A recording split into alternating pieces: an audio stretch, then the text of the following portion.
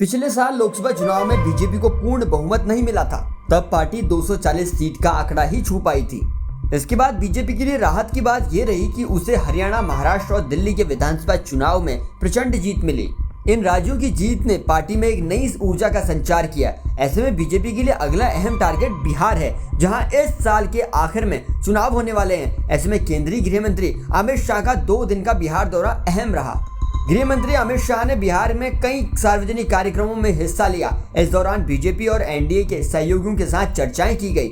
शाह ने बीजेपी के 84 विधायकों में से प्रत्येक को अगले 6 महीनों के लिए बूथ प्रबंधन पर ध्यान केंद्रित करने का काम सौंपा है। इस काम में बीजेपी के पदाधिकारी की सहायता ली जाएगी। बिहार बीजेपी के नेताओं के साथ बातचीत में अमित शाह ने कहा कि पार्टी को उन बूथों पर फोकस करने की जरूरत है जहां बीजेपी के पारंपरिक वोटर बिल्कुल नहीं है। बता दें कि कुछ ऐसा ही बीजेपी ने महाराष्ट्र विधानसभा चुनाव के दौरान भी किया था, जिसका पार्टी को बड़ा फायदा मिला था। गृह मंत्री अमित शाह ने यह भी कहा कि बूथ मैनेजमेंट के अलावा वेलफेयर स्कीम के लाभार्थी बीजेपी की चुनावी सफलता की अहम कड़ी रखते हैं। बीजेपी नेताओं और पदाधिकारियों के साथ लगातार 2 बैठकों में अमित शाह ने एक मजबूत एनडीए के बारे में बात की, जिसमें उन्होंने जेडीयू के चीफ और सीएम नीतीश कुमार का जिक्र किया।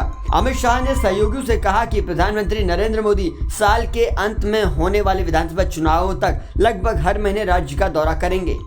अमित शाह के साथ बैठकों में मौजूद एक बीजेपी नेता ने कहा कि दोनों बैठकों से सबसे महत्वपूर्ण बात ये निकलकर बाहर आई कि बिहार को फिर से जीतना बहुत महत्वपूर्ण है, क्योंकि ये 2026 में होने वाले बड़े विधानसभा चुनावों जैसे पश्चिम बंगाल, असम, तमिलनाडु और केरल के लिए गति तय करेगा।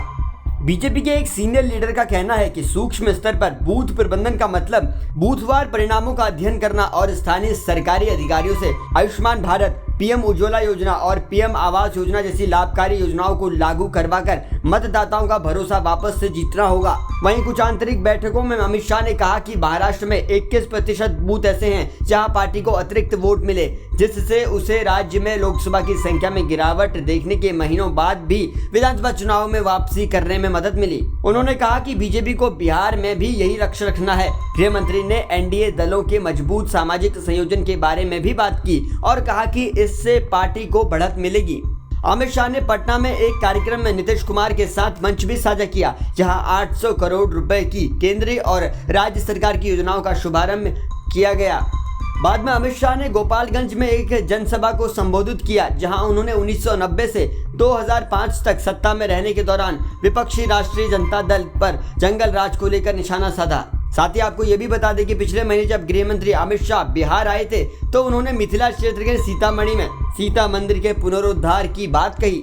एनडीए के अंदरूनी सूत्रों के मुताबिक बीजेपी और जेडीयू 100 सीटों पर चुनाव लड़ने की सोच रही है, जबकि 43 सीटें हम और चिराग पासवान की लोक जनशक्ति पार्टी और उपेंद्र कुशवाहा की राष्ट्रीय लोक मोर्चा जैसे छोटे सहयोगियों के लिए छोड़ी गई है। बिहार चुनाव की राजनीति गर्मा रही है। क्या बीजेपी अपने पुराने आधार को वापस पा सकेगी? क्या नई रणनीतियां काम कर पाएंगी? ये सवाल अब बिहार की सियासी जंग का हिस्सा बन चुका है। फिलहाल बिहार के सियासी मोहल्लों में चर्चाओं का बाजार गर्म होने लगा है। आपको क्या लगता है, बिहार में इस बार कौन सी पार्टी अपना परचम लहरा पाएगी? कमेंट में लिखकर बताइएगा। बिहार की राजनीति से एक अपडेट सबसे पहले जानने के लिए आप जुड़े रहिए जनसत्ता के साथ।